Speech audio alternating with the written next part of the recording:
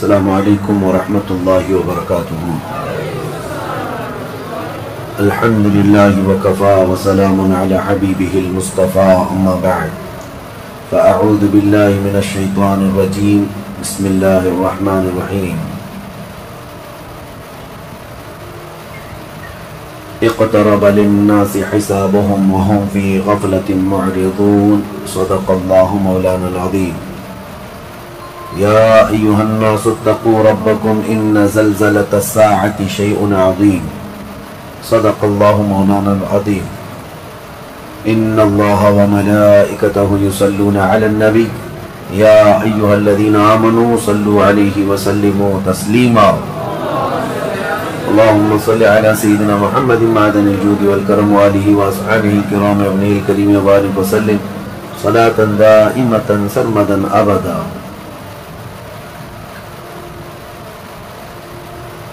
قیامت کے قریب پیش آنے والے معاملات جو اللہ کریم نے قرآن میں بیان فرمائے اور اس کے حبیب نے اپنی احادیث میں بیان کیے، ان میں سے اکثر علامات اب ظاہر ہونے لگ گئی ہیں۔ میں بڑی علامتوں کا آج ذکر کرتا ہوں۔ جنگیں بہت زیادہ ہونے لگ جائیں گی، مسلمانوں کا قتل عام بڑھ جائے گا۔ نبی پاک صلی اللہ علیہ وسلم کی احادیث کی روشنی میں حالات آپ کے سامنے رکھ رہا ہوں۔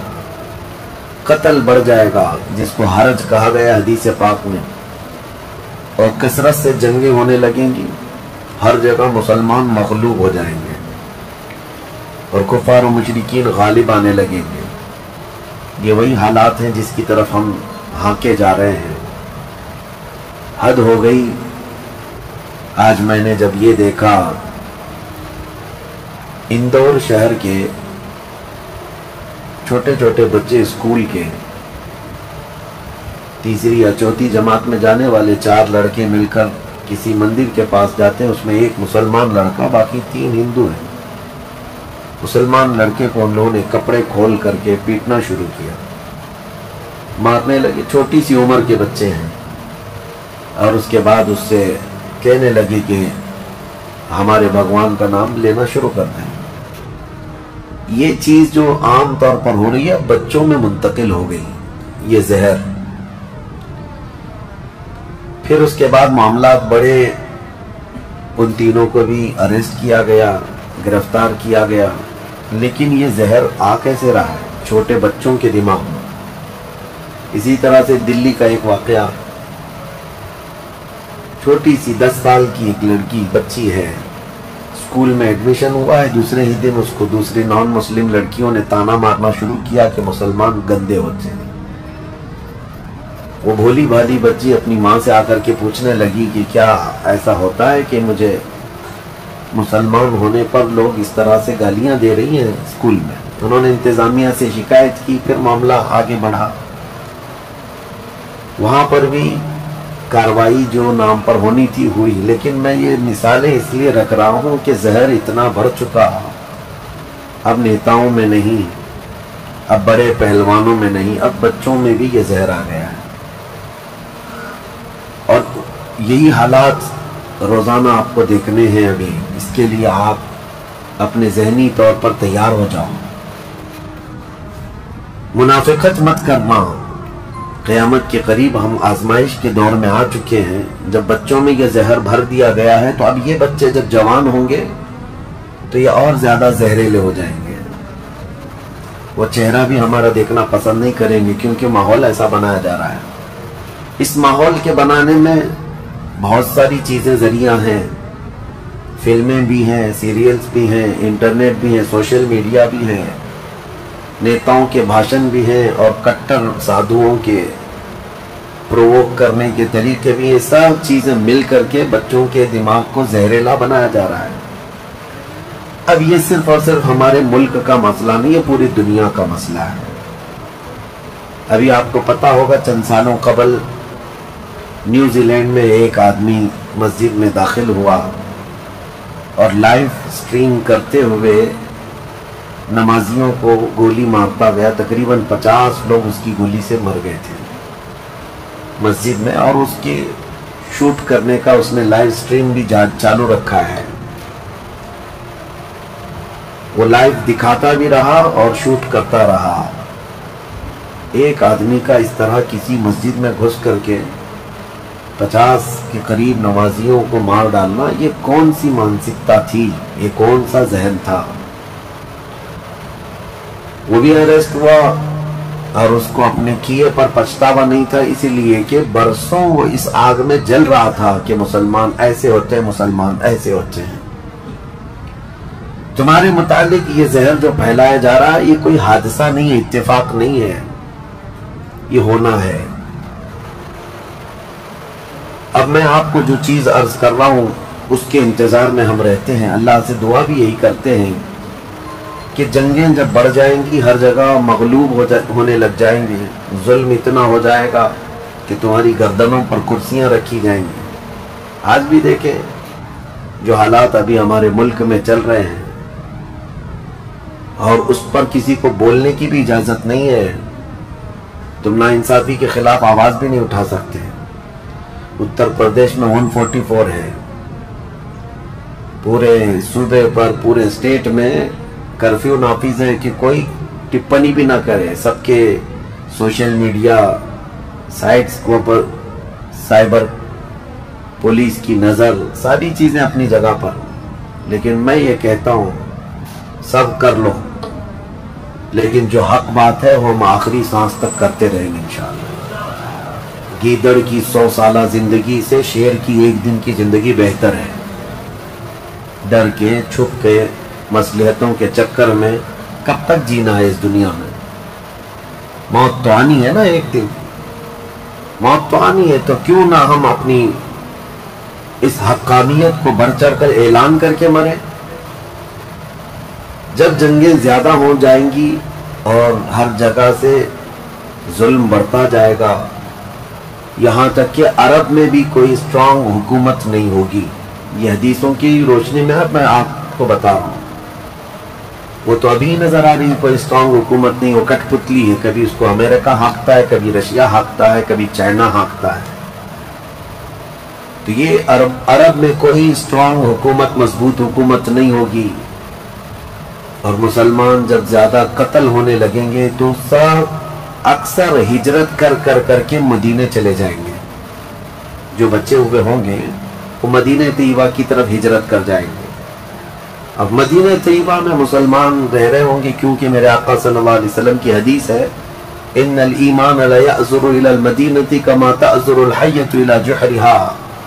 ایمان جو ہے مدینے سے نکلا ہے اور گھوم پھر کر کے پوری دنیا سے ایمان واپس مدینے میں ویسے ہی آ جائے گا جیسے سانپ اپنے سوراخ میں واپس آتا ہے. ایمان والے سب مدینے پہنچ جائیں گے. اب وہاں جانے کے بعد لوگوں میں یہ بات کثرت سے پھیل جائے گی کہ اب ان حالات کا مقابلہ کرنے کے لیے ہمیں کیا کرنا چاہیے. بہت مجبور ہو چکے، کوئی راستہ نظر نہیں آتا. تو اس وقت جو مدینے میں تھے علماء، صلحاء، سب بیٹھ کر کے مشورہ کرتے ہیں کہ ہم کو امام مہدی کو تلاش کرنا ہوگا. اور یہ وہ زمانہ ہوگا جب امام مہدی مدینے میں پیدا ہو چکے ہوں گے. یہ وہ زمانہ ہوگا جب امام مہدی مدینے میں ہوں گے. امام مہدی جن کی بشارت اللہ کے نبی صلی اللہ تعالی علیہ وسلم نے اپنی حدیثوں میں عطا فرمایا، ان کا نام حضور کے نام پر ہوگا، ان کا نام محمد ہوگا، اور ان کے والد کا نام بھی حضور کے والد کے نام پر ہوگا. اور اللہ کریم کی طرف سے بھیجے جانے والے اس روئے زمین کے وہ آخری خلیفہ راشد ہوں گے. مدینہ طیبہ میں وہ ہوں گے لیکن وہ اپنے آپ کو چھپا کر کے رہ رہے ہوں گے. اب لوگ جب انہیں تلاش کرنے ہوں گے، اس دوران کئی جھوٹے مہدی بھی تیار ہوں گے، کیونکہ امام مہدی کا چیپٹر سب نے پڑھا ہے. جھوٹے مہدی دعویٰ کریں گے لیکن مار کھائیں گے، مریں گے، جیلوں میں جائیں گے. یہ جھوٹے مہدیوں کا یہی ہوتا رہے گا. امام مہدی اپنے آپ کو چھپا رہے ہوں گے کہ کئی لوگ مجھے پکڑ کر حاکم نہ بنا لے، امام نہ بنا لے. اب لوگ جب تلاش زیادہ کر دیتے ہیں تو پھر امام مہدی کو کچھ لوگ مدینہ طیبہ میں پہچاننے لگتے ہیں. تو امام مہدی مدینہ چھوڑ کر مکہ آ جاتے ہیں، مکہ ہجرت کر کے آ جاتے ہیں۔ اپنے آپ کو چھپا کر کے رہ رہے تھے مکہ مکرمہ میں، یہی رمضان کا موقع، وہ خانہ کعبہ کا طواف کر رہے ہوں گے، حجر اسود کے قریب لوگ۔ اچھا یہ بھی میں بتا دوں، جتنے دنیا میں ابدال، اقطاب، اولیاء ہوں گے وہ سب ہجرت کر کے اس وقت مکہ میں پہنچے ہوں گے، مکہ میں سارے اولیاء ہوں گے اس وقت۔ اور طواف کے دوران سب لوگ پہچان لیں گے امام مہدی کو اور ان کو پکڑ لیں گے، اور ان کا ہاتھ پکڑ کر سارے لوگ کہیں گے اب ہم آپ کے ہاتھ پر بیعت کرتے ہیں، آپ امام برحق ہیں اور آپ ہمارے حاکم ہو جائیں۔ امام مہدی منع کر رہے ہوتے ہیں، اسی وقت آسمان سے ایک آواز آتی ہے، اس آواز میں خاص یہ کہا جاتا ہے ھذا خلیفۃ اللہ المہدی، یہ اللہ کا خلیفہ مہدی ہے۔ اس آواز کو سن کر سب ٹوٹ پڑتے ہیں، امام مہدی سب کو بیعت کرتے ہیں، پھر واپس یہی قافلہ لے کر مدینے پہنچتے ہیں روضہ رسول پر۔ میرے آقا صلی اللہ تعالیٰ علیہ وسلم کی بارگاہ میں جب پہنچتے ہیں تو اہل مدینہ بھی ان کے ہاتھ پر بیعت کرتے ہیں، اور ایک پوری فوج تیار ہوتی ہے۔ یہ انقلاب کا دور ہے، جتنی جنگیں ان کتوں نے کی تھی، جتنا ظلم رچایا تھا پوری دنیا میں، اب ریورس ہونے کا ٹائم آ جاتا ہے۔ حضرت امام مہدی اس فوج کو لے کر ملک شام کی طرف جاتے ہیں۔ حالات ملک شام کے ایسے ہو چکے ہوں گے کہ ملک شام میں عیسائیوں کی حکومت قائم ہو چکی ہوگی، ابھی تو نہیں ہے، یا انڈائریکٹ ان سے کسی کا تعلق ہے تو یہ ہمیں پتہ نہیں، لیکن حدیث میں یہ ہے کہ عیسائیوں کی حکومت ملک شام میں قائم ہوگی، اور یہودی فتنہ مچا رہے ہوں گے ہر جگہ۔ قتل عام جو مسلمانوں کا سب سے زیادہ کرنے کی کوشش ہے وہ یہودیوں کی طرف سے ہے۔ امام مہدی مکہ مکرمہ سے نکل کر ملک شام کی طرف جائیں گے، اور مسلمانوں کی جو قلت تھی، جو چھوٹی سی جماعت تھی، یہ جب نکل کر کے وہاں آئے گی ملک شام، بہت بڑی جنگ ہوگی جس کو ملحمۃ الکبریٰ کہا گیا ہے۔ امام مہدی کی قیادت میں یہ جنگ ہوگی، سارے کفار، عیسائی، یہودی سب مقابل میں آ جائیں گے۔ ان کی تعداد جو حدیث میں بتائی گئی ہے وہ 80 جھنڈوں کے نیچے آئیں گے، اور ہر جھنڈے کے نیچے 12,000 لوگ ہوں گے۔ اور یہ مسلمانوں کی نہیں ہے، یہ کفار و مشرکین کی، تقریباً یہ 9,60,000 کی تعداد بنتی ہے کفار و مشرکین کی، 9,60,000۔ مسلمانوں کی تعداد کتنی ہوگی یہ تو نہیں پتا۔ اس کے بعد جنگ جب شروع ہوتی ہے، پہلے دن مسلمانوں کا 1/3 حصہ میدان چھوڑ کر بھاگ جاتا ہے، جو کمزور دل تھے وہ چلے جائیں، اور ان کے متعلق کہا گیا ہے کہ یہ ایسے لوگ ہوں گے جن کی توبہ کبھی نہ قبول ہوگی، اور روئے زمین کے سب سے بدترین لوگ ہوں گے، وہ سب سے بدترین لوگ ہوں گے جو میدان چھوڑ کر بھاگ چکے ہوں گے۔ 1/3 دوسرے دن 1/3 شہید ہو جائیں گے، قتل ہو جائیں گے۔ تیسرے دن اللہ تعالیٰ اس مومنین کی قلیل جماعت کو فتح مبین عطا فرمائے، اور اس کے بعد ملک شام کے سارے انتظامات امام مہدی کے ہاتھ میں ہوں گے۔ دمشق جب وہ آئیں گے، دمشق کی جامع مسجد سے امام مہدی اپنے انتظامات و انصرامات کو سنبھالیں گے، پھر وہاں سے امام مہدی اسی فوج کو لے کر قسطنطنیہ جو موجودہ استنبول ہے اس کو فتح کرنے کے لیے نکلیں گے۔ اس وقت وہ بھی عیسائیوں کے ہاتھ میں ہوگا۔ اب جب امام مہدی یہاں آئیں گے، صرف ایک ہی دن میں قسطنطنیہ یعنی استنبول فتح ہوگا، اور اس کی بھی کیفیت بتائی گئی ہے، مسلمانوں کے صرف نعرہ تکبیر سے فتح ہوگا، صرف اس لیے کہ ایسی ہیبت طاری ہوگی ان کفار و مشرکین کے دلوں میں، پورا شہر فتح ہوگا۔ امام مہدی یہ شہر فتح کر کے واپس ملک شام آئیں گے، دمشق میں آئیں گے۔ اب یہ وہ وقت ہوگا جب امام مہدی مسجد سے انتظامات و انصرامات سنبھال رہے ہیں، اور کثیر جنگیں اس وقت بھی ہوں گی، لیکن ہر جنگ میں اللہ تعالیٰ امام مہدی کو فتح عطا فرمائے گا، ہر جنگ میں۔ اور یہودی دسیسہ کاری کر رہے ہوں گے، امام مہدی کو ختم کرنے، قتل کرنے کی بہت کوششیں کر رہے ہوں گے، پھر امام مہدی ان یہودیوں سے لڑتے رہیں گے۔ اس وقت اللہ کی بارگاہ میں امام مہدی بھی دعا کرتے ہیں کہ مولا ان ظالموں سے ہمیں نجات عطا فرما۔ اور یہودی بھی جگہ جگہ اس بات سے پریشان ہوں گے کہ امام مہدی نے ان کا بیڑا غرق کر رکھا ہے، جہاں جاتے مقابل میں یہ شکست کھاتے ہیں، مر جاتے ہیں، اور ان کے مقابل میں کوئی آ نہیں پا رہا ہے۔ تو پھر ایران کے ایک علاقے میں یہ یہودی کثرت سے دعا میں مشغول ہوں گے۔ یہ وہ زمانہ ہوگا جب عراق اور شام کے بیچ میں دجال ظاہر ہوگا، دجال، جس کے متعلق حدیث پاک میں تفصیلاً بہت ساری باتیں آئی ہیں۔ دجال آئے گا، وہ ایک آنکھ سے کانا ہوگا، آنکھیں دونوں ہوں گی، ایک آنکھ اس کی نظر آئے گی، اور اس کی آنکھ کے کنارے کافر لکھا ہوا ہوگا، جس کو مسلمان دیکھ کر پہچان لیں گے، اور وہ بڑا بھاری بھرکم طاقتور ہوگا، اور اللہ تعالیٰ اس کو بہت سارے خارق عادات چیزیں عطا کرے گا۔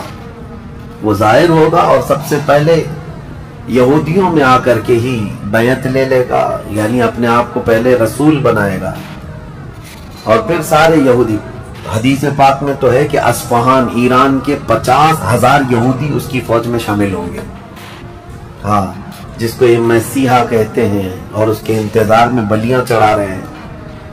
یہ ظاہر ہوگا عراق اور شام کے بیچ میں ہے، اور پھر یہ سب یہودی دجال کی فوج میں شامل ہوں گے۔ دجال ایسے نکلے گا روئے زمین پر، حدیث پاک میں یہ سب ملتا ہے کہ وہ آسمان سے گہے گا تو آسمان سے بارش برس جائے گی، زمین سے سبزہ نکلنے لگے گا، کسی کو مار کے دوبارہ زندہ کر کے دکھائے گا، یہ سب چیزیں وہ کر کے دکھائے گا، یہاں تک کہ چلتے چلتے زمین سے کہے گا تیرے اندر جتنے خزانے ہیں نکال، زمین پورے خزانے باہر کرے گی، اور جب وہ آگے چلتا رہے گا تو یہ خزانے شہد کی مکھیوں کی طرح اس کے پیچھے جھنڈ کی طرح چلتے ہوں گے خزانے، اور دنیا کے لالچی لوگوں کو ایک سکہ ہی چاہیے بس، جس کے پاس مال ہے اس کے پیچھے غلامی۔ بہت بڑا فتنہ ہوگا، بہت بڑی آزمائش ہوگی، لیکن جو ایمان والے ہیں حدیث میں اس دن بھی وہ نہیں بہکیں گے، اس دن بھی وہ نہیں بہکیں گے، وہ غضب کا ایمان ہوگا ان لوگوں کا۔ حضور صلی اللہ تعالیٰ علیہ وسلم نے فرمایا دجال کے فتنے سے مقابلہ کرنے والے جو مومن ہوں گے نا، اس کا فتنہ دیکھ کر کے بھی ایمان پر قائم ہوں گے، ان کے لیے حضور نے فرمایا وہ بغیر حساب کے ہی جنت میں جائیں گے، ان کا حساب نہیں ہوگا، وہ بنا حساب کے جنت میں جائیں گے۔ تو دجال روئے زمین پر گھوم رہا ہوگا اور فتنہ مچا چکا ہوگا، پہلے تو رسول کہتا رہا، اس کے بعد پھر خدائی کا دعویٰ کرے گا کہ میں خدا ہوں۔ اس کی خدائی کو ماننے والے وہ یہودی بھی ہوں گے، عیسائی بھی ہوں گے، بہت سارے مسلمانوں میں بھی گمراہ ہو چکے ہوں گے، جن کا پہلے سے ایمان مضبوط نہیں تھا وہ اس کے پیچھے چل پڑیں گے، وہ ہزاروں کی تعداد میں لوگوں کو کافر بنا چکا ہوگا۔ میرے عزیزو، دجال تو بہت بڑی بڑی چیزیں دکھا رہا ہے، آسمان سے بارش برسا کر کے، زمین سے سبزہ اگا کر کے، اور اس وقت کئی لوگ گمراہ ہو جاتے ہیں۔ یہاں تو چھوٹی موٹے باباؤں کے پیچھے گمراہ ہوتے ہیں، آج تو چٹی نکال کر دکھا رہا ہے بابا، تو بھیڑ لگ چکی ہے کہ تم کیا کھائے ہو، کیا پیے ہو، کیا سوچ رہے ہو، چٹی میں دکھال کر کے دکھاؤں گا۔ چٹی والے بابا کے پیچھے ہی ہزاروں چلے جاتے ہیں، تو دجال والے بابا کے پیچھے کتنے جائیں؟ لیکن حدیث پاک کی روشنی میں مفسرین نے، محدثین نے فرمایا کون لوگ اس دن محفوظ رہیں گے، کون لوگ اس دن محفوظ رہیں گے؟ دجال کی شکل جیسی بھی ہو، لیکن وہ جو چیزیں خارق عادات دکھا رہا ہوگا لوگ اچنبے سے دیکھ رہے ہوں گے۔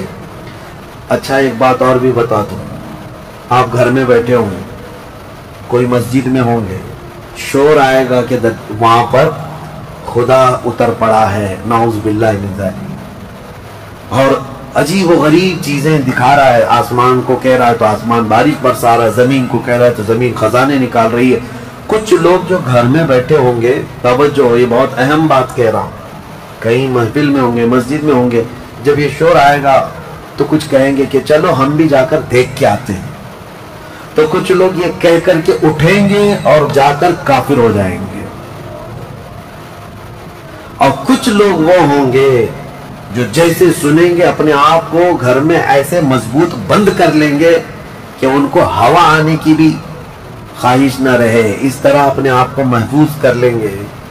और बुजुर्गों ने लिखा है कि उस वक्त उसके फितने उरूज पर होंगे, लोगों में सिर्फ और सिर्फ चर्चा यही होगा। इसीलिए मैं अक्सर ये मीडिया को दज्जाली मीडिया कहता हूँ। उसकी वजह यही है कि दज्जाल के आधे से ज्यादा काम ये मीडिया वाले करते हैं, सब जगह फैलाएंगे अफवाहें, और झूठ को सच करके दिखाते रहे, सच को झूठ करके दिखाते रहे। ये मीडिया यही सब काम करती रहेगी। उस वक्त कौन लोग महफूज रहेंगे? बुजुर्गों ने लिखा है दज्जाल के करीब भी जाएगा कोई बंदा, लेकिन उसको देखकर नहीं गुमराह होगा, तो ये कौन होगा? जिसका सीना हुजूर की मोहब्बत से भरा होगा। ये वही होगा, ये वही होगा जिसके लिए आला हजरत ने फरमाया ना, तेरे कदमों में जो है गैर का मुंह क्या देखे। हुजूर के कदमों में जो पड़े हैं वो गैर का मुंह क्या देखे।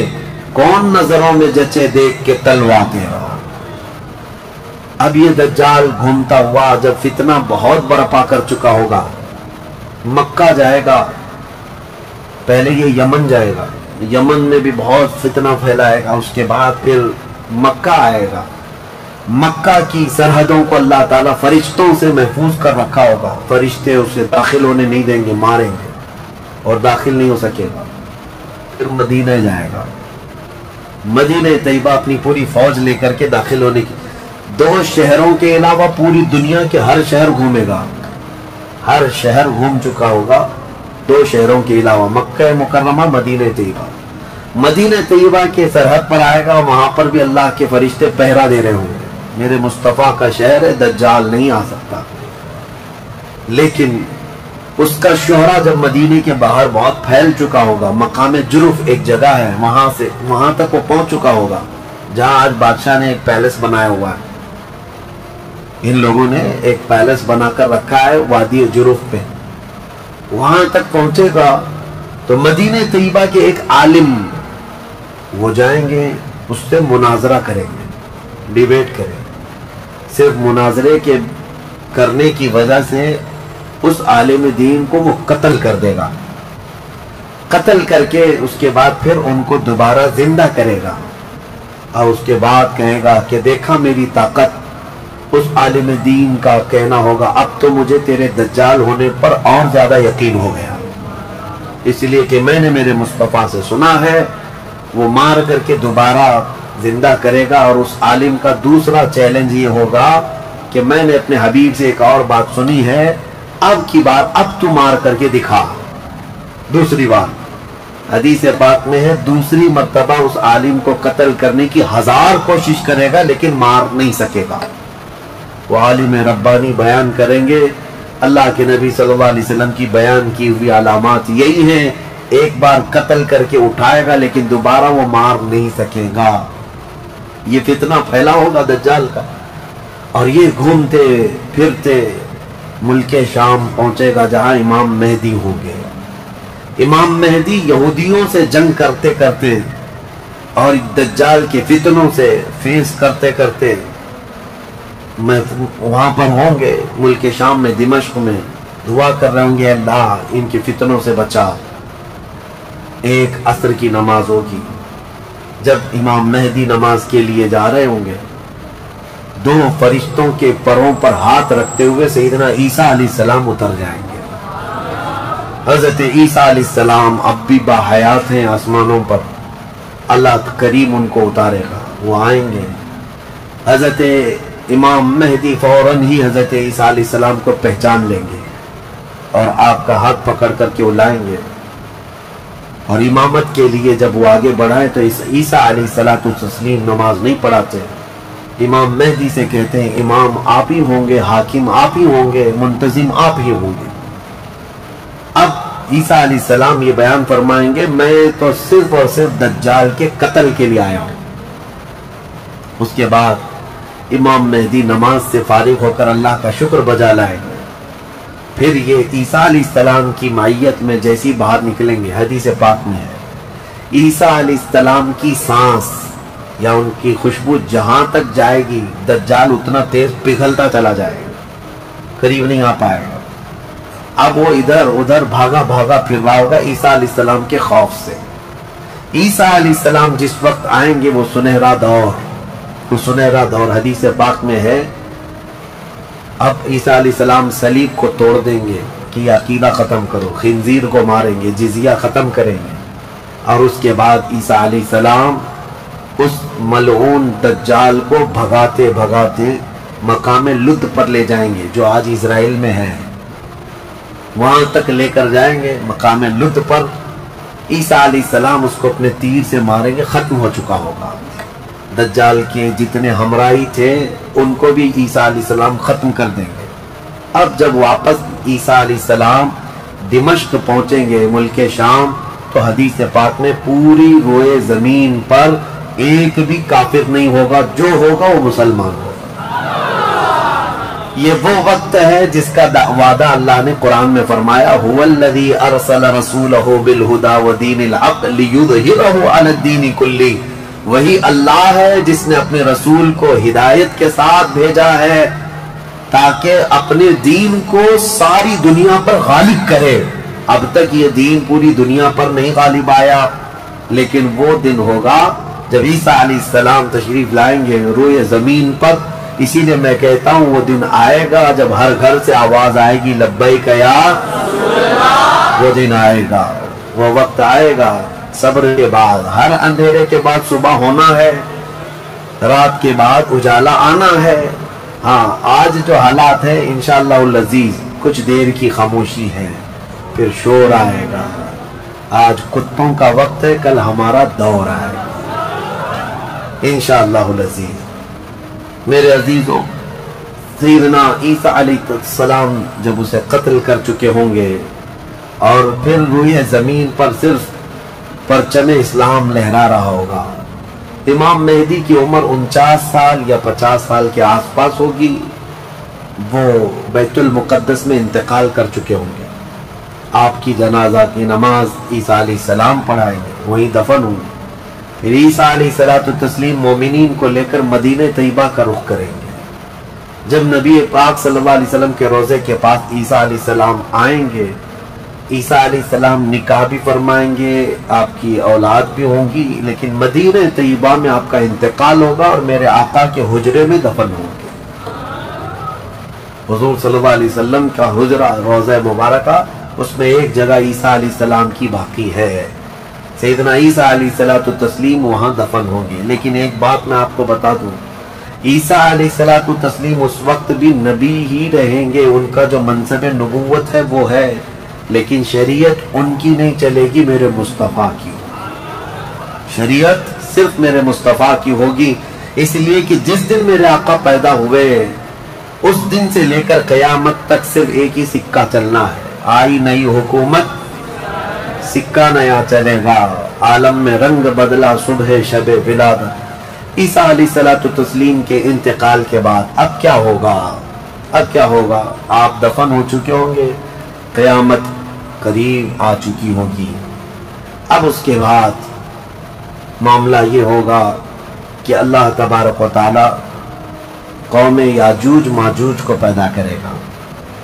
ہاں اس میں بیچ میں ایک روایت یہ بھی ہے کہ عیسیٰ علیہ السلام کو اللہ تبارک و تعالی حکم فرمائے گا کہ میں ایک ایسی قوم بھیج رہا ہوں جو دنیا میں فساد مچائے گی، جو مومنین ہیں ان کو لے کر کوہ طور پر چلے جائیں۔ عیسیٰ علیہ السلام کوہ طور کی طرف مومنین کو لے کر جائیں گے، لیکن اس وقت زمین پر یاجوج ماجوج ایک قوم ہے، یہ دو لوگ نہیں ہیں۔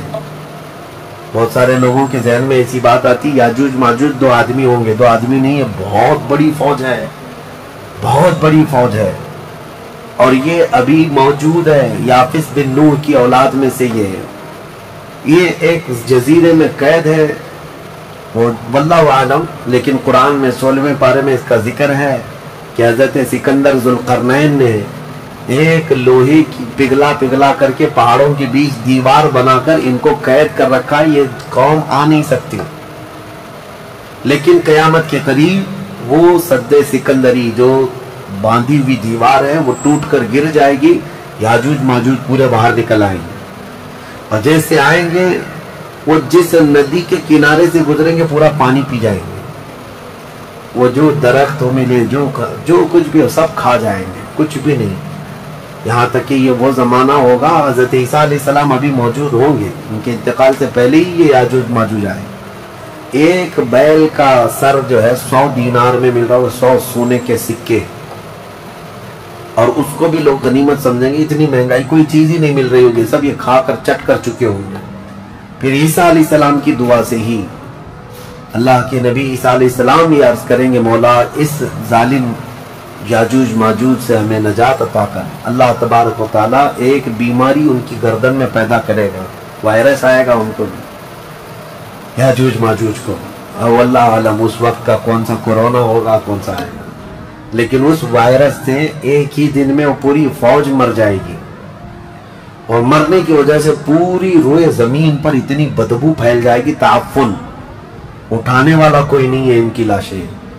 تو پھر یہ بھی ملتا ہے روایت میں کہ اللہ تعالیٰ لمبی بڑی گردنوں والے پرندے بھیجے گا، وہ پرندے ان کی لاشیں اٹھا اٹھا کر کے جنگلوں کی طرف چلے جائیں گے، پھر اللہ تعالیٰ بارش برسائے گا، اتنی تیز بارش برسے گی کہ پوری زمین پاک ہو چکی ہوگی، یاجوج ماجوج کا فتنہ ختم ہوگا، عیسیٰ علیہ السلام کا انتقال ہوگا، پھر اچانک ایک جانور باہر آئے گا جس کو دابۃ الارض کہا گیا ہے، یہ آئے گا، یہ آ کر کے اپنے ایک ہاتھ میں موسیٰ علیہ السلام کا عصا اور ایک ہاتھ میں سلیمان علیہ السلام کی انگوٹھی، یہ دونوں لے کر کے زمین پر گھومتا رہے گا۔ جو مومن ہوگا اس کی پیشانی پر سلیمان علیہ السلام کی انگوٹھی سے نشان لگا دے گا، جو کافر ہوگا موسیٰ علیہ السلام کے عصا سے اس پر لکیر کھینچ دے گا، جس کے لیے وہ نشانی لگا دیا وہ اسی حالت میں مرے گا۔ اور اس کے بعد پھر حدیث پاک میں ہے دابۃ الارض چلا جائے گا، پھر ہوگا یہ کہ ایک دن لوگ تھک کر کے سوئے ہوں گے، دھواں دھواں نظر آتا رہے گا، ہر جگہ دھواں دھواں، لوگ پریشان ہوں گے، اور اس کے بعد سوئیں گے تو رات اتنی لمبی ہوگی کہ لوگ اٹھتا جائیں گے، سو کر اٹھیں گے پھر سوئیں گے، سو کر اٹھیں گے پھر سوئیں گے، بچے جو ہے چیخ مارتے رہیں گے، اور پھر جانور اپنی کھیتیوں کی طرف بھاگنے کے لیے بے قرار ہوں گے، لیکن رات لمبی ہوگی، 3 راتوں کے برابر ایک رات ہوگی، 3 بڑی راتوں کے برابر ایک رات کٹتی نہیں ہوگی، لوگ تھک چکے ہوں گے سو کر کے، اس کے بعد پھر اچانک چھوٹی چھوٹی روشنی آئے گی سورج کی، لوگ چیخ مارتے ہوئے خوشیوں سے باہر آ جائیں گے کہ اجالا آ گیا۔ پہلے تو لوگوں کو یہ لگ رہا تھا کہ اب اندھیرا ہے، اب سورج آئے گا ہی نہیں، لیکن جیسی روشنی آنے لگے گی سب بھاگ کر کے باہر آئیں گے، لیکن دیکھیں گے اس وقت تو سورج جو ہے پچھم کی طرف سے نکل رہا ہوگا۔ ابھی سورج کہاں سے نکلتا ہے؟ پورب، ایسٹ سے نا، مشرق سے، اس دن سورج ویسٹ کی طرف سے، مغرب کی طرف سے نکل رہا ہوگا، پچھم کی طرف سے، پہلے ہلکا ہلکا نکلے گا سورج۔ یہ دیکھ کر کے جو لوگ بہت لمبا سو کر کے آئے ہوں گے گھبرا جائیں گے کہ آج کیا ہوا۔ یہ وہ دن ہوگا کہ میرے آقا نے فرمایا توبہ کا دروازہ بند ہو چکا ہوگا، اس کے بعد پھر کسی کا ایمان بھی قبول نہیں، کسی کی توبہ بھی قبول نہیں۔ یہ لاسٹ دن ہے توبہ کا۔ لاسٹ دن کیا، اس سے پہلے جو گزری رات لاسٹ تھی، رات لاسٹ تھی۔ سورج نکل کر کے آئے گا دھیرے دھیرے دھیرے، اس کے بعد دوپہر کا وقت جتنا ہوتا ہے اتنے وقت تک وہ آئے گا، اور اس کے بعد پھر واپس مغرب کی طرف ہی چلا جائے گا۔ ایسا نہیں کہ پچھم سے نکل کر کے پورب میں ڈوبے، آدھے تک آئے گا دوپہر تک، اور اس کے بعد سورج پھر اپنے معمول کے مطابق جیسی روٹین ہے واپس پھر پچھم کی طرف چلا جائے گا، ڈوب جائے گا۔ یہ آخری دن ہے، اب کسی کا ایمان کام نہ کرے گا، اب کسی کی توبہ کام نہ کرے گی۔ اب معاملات کیا ہوں گے؟ دھیرے دھیرے مومنین کا انتقال شروع ہوگا، تو نئے مومن نہیں ہوں گے، مومن انتقال کرتے جائیں گے، حکومتیں پھر سے ختم ہو جائیں گی۔ ایک روایت یہ بھی ملتی ہے، جہجہ نام سے ایک اور بزرگ جو حکومت کریں گے چند سال، لیکن اس کے بعد پھر عادل حکمران نہیں آئیں گے، ختم ہوتے چلے جائیں گے۔ اب مسلمانوں کی تعداد جب گھٹنے لگے گی تو پھر بے حیائی بہت بڑھ جائے گی، اتنی کہ کھلے عام زمین پر سب کچھ ہونے لگے گا، ننگا پن جانوروں کی طرح لوگ زنا کرتے رہیں گے، سڑکوں پر، روڈوں پر، راستوں پر سب کھلے عام گناہ ہو رہے ہوں گے، بے حیائی بڑھ چکی ہوگی، یہاں تک کہ حبشیوں میں سے، کالے لوگوں میں سے ایک جماعت جائے گی خانہ کعبہ کو بھی گرا دے گی۔ یہ وہ زمانہ ہوگا جب مومنین ختم ہو چکے ہوں گے۔ اب اس کے بعد ایک ٹھنڈی ہوا چلے گی، نرم، اس کے متعلق فرمایا گیا بہت نرم ہوا، میٹھی ہوا چلے گی اور پوری دنیا میں چلے گی۔ جو مومن ہوگا وہ ہوا ان کے بغلوں سے گزرے گی تو وہ اسی وقت انتقال کر جائیں گے۔ ایمان والے ختم ہو چکے ہوں گے۔ اب میرے آقا صلی اللہ علیہ وسلم فرماتے ہیں روئے زمین پر اللہ اللہ کہنے والا کوئی بھی باقی نہیں رہے گا۔ یہ اینڈ لاسٹ مومنٹ پر میں آ رہا ہوں، ختم ہونے کے قریب ہے، سب مومنین انتقال کر چکے ہوں گے اس ہوا کے بعد۔ اس کے بعد چند سال زندگی گزرتی رہے گی نارمل، لوگ اپنے اپنے کاموں میں مصروف ہوں گے، پھر اچانک ایک دن حضرت اسرافیل علیہ السلام سور پھونکیں گے۔ یہ سور ایک باجے کی شکل کی چیز ہے، دھیمی دھیمی آواز اس کی بڑھتی جائے گی، اب یہ آواز اتنی تیز بڑھے گی کہ دھماکہ ہوگا پوری زمین پر، زلزلہ آ جائے گا، اتنا بڑا زلزلہ آئے گا کہ قرآن میں ہے یوم ترونہا تذہل کل مرضعۃ عما ارضعت وتضع کل ذات حمل حملہا، تم اس دن دیکھو گے حمل والی عورتوں کے پیٹ سے بچے باہر آ جائیں گے۔ ہر آدمی جو دودھ پلانے والی ماں جو ہے بچے کو لے کر بیٹھی ہوگی، اس آواز پر وہ بچے کو اٹھا کر پھینک دے گی۔ کوئی ماں اپنے بچے کو پھینکے گی؟ لیکن وہ دن ہوگا جب ماں اپنے بچے کو پھینک دے گی، حاملہ عورت اس کا پیٹ نکل کر کے بچہ باہر آ چکا ہوگا، لوگ جو کام کر رہے ہوں گے وہیں پر سب اپنے کام چھوڑ چکے ہوں گے، اور اس کے بعد پھر اسی سور کی آواز کے بڑھتے بڑھتے جب زمین میں زلزلے آئیں گے سب ختم ہو چکے ہوں گے، سب کی موت ہوگی۔ پھر اللہ فرماتا ہے وَتَكُونُ الْجِبَالُ كَالْعِهْنِ الْمَنْفُوشِ، پہاڑوں کو دھنی ہوئی روئی کی طرح اڑایا جائے گا۔ اِذَا الشَّمْسُ كُوِّرَتْ وَإِذَا النُّجُومُ انْكَدَرَتْ وَإِذَا الْجِبَالُ سُيِّرَتْ، جب تم دیکھو گے سورج کو کالا کر دیا جائے گا، تارے آپس میں ٹکرا دیے جائیں گے، پھاڑ دیے جائیں گے، اور سمندروں میں آگ لگا دی جائے گی، یہ سب پوری دنیا تہس نہس ہو چکی ہوگی، ختم، یہ قیامت ہے۔ اس کے بعد پھر سارے جب فنا ہو چکے ہوں گے، اللہ تعالیٰ اسرافیل علیہ السلام کو بھی موت عطا کرے گا اور روح نکالنے والے فرشتے اسرائیل علیہ السلام کو بھی موت عطا کرے گا۔ اب کون باقی رہے گا؟ کل من علیہا فان ویبقى وجہ ربک ذو الجلال والاکرام، ہر شے فنا ہو چکی ہوگی، باقی رہنے والی ذات صرف تمہارے رب کی ہوگی۔ اس کے بعد مولا کریم کو جب منظور ہوگا اسرافیل علیہ السلام کو اٹھائے گا اور پھر سور پھونکنے کا حکم ہوگا، دوبارہ سور پھونکا جائے گا۔ اب وہ جو منظر ہے وہ ایک الگ دنیا ہے، وہ ایک الگ دنیا ہے، عالم آخرت ہے۔ جب سور پھونکا جائے گا تو آدم علیہ السلام سے لے کر قیامت تک جتنے انسان جنات آئے تھے سب کو اٹھایا جائے گا۔ حدیث پاک میں ہے اب وہ دوسرے سور سے، نفخہ ثانیہ سے سب سے پہلے جو اٹھے گا میرے آقا صلی اللہ علیہ وسلم اپنی قبر سے اٹھیں گے۔ حضور نے فرمایا دوسرے سور کے بعد میں اپنی قبر سے اس طرح اٹھوں گا کہ میرا ایک ہاتھ ابو بکر کے کندھے پر ہوگا، دوسرا ہاتھ عمر فاروق کے کندھے پر ہوگا۔ اس شان سے میرے آقا صلی اللہ تعالی علیہ وسلم میدان قیامت میں آئیں گے، اور اس کے بعد کے جو مناظر ہیں ہر آدمی کو کھڑا کر دیا جائے گا، ہر انسان کو میدان میں کھڑا کر دیا جائے گا، اور تمہیں چاہے تم کو مٹی کھا چکی ہو، تم کسی کی غذا بن چکے ہو، تم کو جلا دیا گیا ہو، تم کو پانی میں غرق کر دیا گیا ہو، کسی بھی حالت میں ہو، اور رب قدیر فرماتا ہے جب ہم نے تم کو نطفے سے پیدا کیا پورا انسان، تو تمہارے جلا کر خاک ہو جانے کے بعد تمہاری راکھ سے بھی وہ تم کو دوبارہ زندہ اٹھائے گا. جب تمہیں زندہ اٹھایا جائے گا پھر یہ میدان ہوگا یہاں پر جو کھڑا کر کے حساب کتاب کا دن ہوگا وہ 50,000 سال کے برابر کا ہوگا. اب یہ ایک لمبی داستان ہے میرے عزیزوں. وہاں کے جو حالات ہیں اس دن ایک آواز آ رہی ہوگی جس کو قرآن میں اللہ نے فرمایا لمن الملک اليوم. اللہ فرمائے گا آج کی بادشاہت کس کی ہے, آج کی بادشاہت کس کی ہے. پھر مولا خود فرماتا للہ الواحد القہار, ایک قہر کرنے والے خدا کی آج حکومت ہے. جو اکڑتے تھے, جو گھمنڈ کرتے تھے, سب کو کھڑا کیا جا چکا ہوگا. اور فرشتے پکار رہے ہوں گے این الجبارون این المتکبرون, کہاں ہیں غرور میں چلنے والے, کہاں ہیں اکڑ میں رہنے والے, سب جمع ہو جاؤ. سب کے گناہ ان کی پیشانیوں سے ظاہر ہو رہے ہوں گے.